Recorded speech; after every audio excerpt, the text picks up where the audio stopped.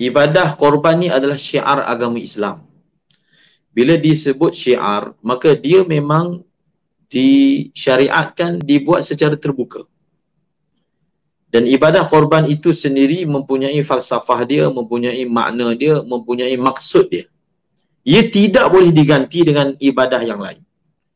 Setiap ibadah, contohnya puasa, tak boleh digantikan dengan sembahyang. Kewajipan sembahyang tak boleh digantikan dengan haji. Masing-masing ada tuntutan yang berasingan.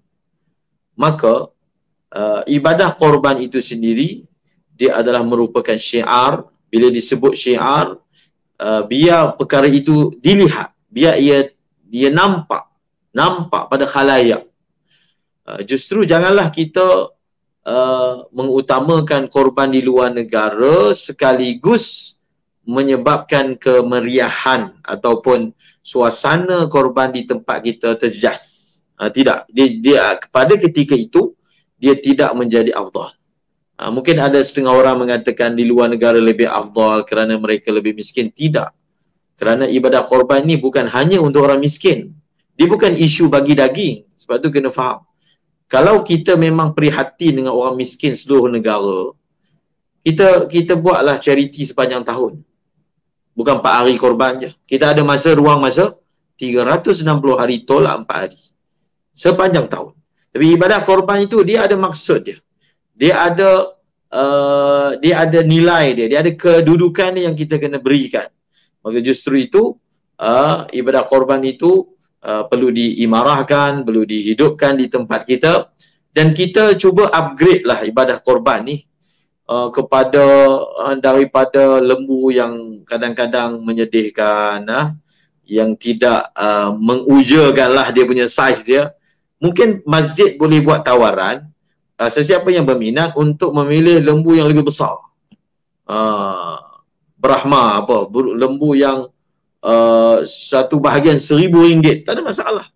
Ada je orang yang ada duit kan, ada je orang ada duit, dia beli lembu, kalau satu bahagian RM1,000 maknanya RM7,000 harga dia, tak ada masalah. Hatta RM12,000 pun kita buat tawaran. Kalau ada sesiapa berminat, dia boleh masuk untuk sebahagian orang dapat upgrade. Kerana lembu korban ini memang disunatkan kita gemukkan, banyakkan daging dia.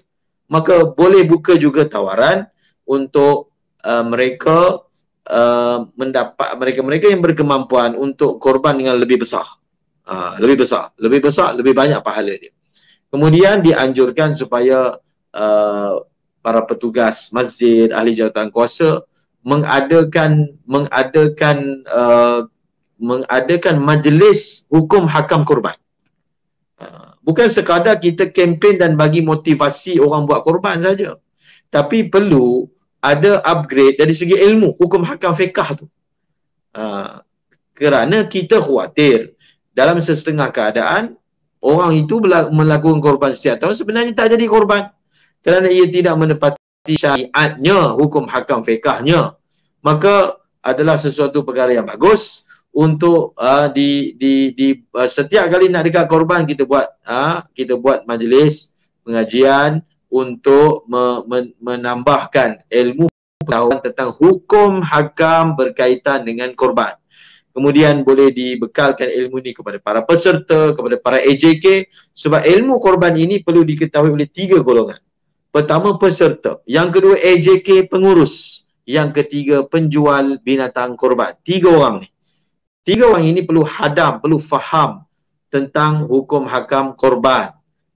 Supaya apa? Supaya kalau peniaga itu dia amanah dalam menjual binatang korban. Orang beli itu bukan nak meniaga, dia beli nak jadikan korban. So dia ada syarat dia, telinga dia macam mana, umur dia bagaimana. Kita perlu amanah dalam soal kecacatan dia. Jangan pula orang datang tempah satu lembu, bila kita hantar lembu lain. Ini banyak berlaku. Orang tempah kambing, kita hantar lembu. Itu salah segi muamalatnya dan seumpamanya. Semoga disuburkan lagi, dicelikkan lagi pengetahuan di kalangan masyarakat kita, mengambil sempena dekat korban ni, diadakan majlis-majlis seperti itu, supaya apa? Supaya ibadah itu tidaklah menjadi rutin sahaja tahunan, tetapi sesuatu ibadah yang disulami dengan pengetahuan. Wallahu a'lam bissawab. InsyaAllah.